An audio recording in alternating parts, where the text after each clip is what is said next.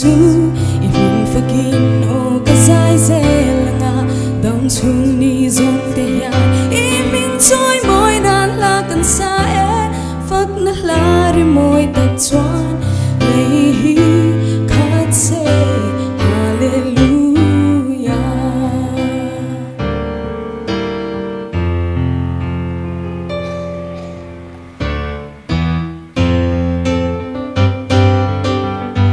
inena ka hlan che kanun le kan nei zong nen ka thiam na zong po itan mang zel turin isu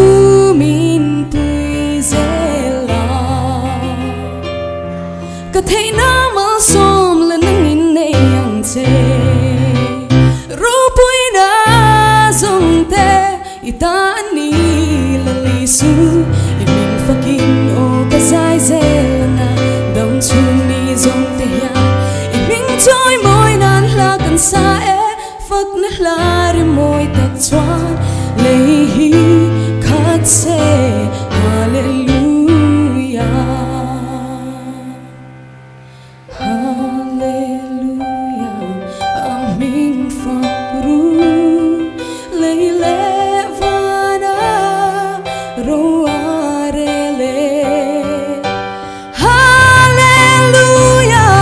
choi moi ang nun thar min pe hallelujah ro pui na song te itan ni la li su imin fakin o ka sai zelanga dong chung ni zong te ya imin choi moi nan la kan sa e phak na la ri moi tak chuan lei hi say hallelujah hallelujah amin fakru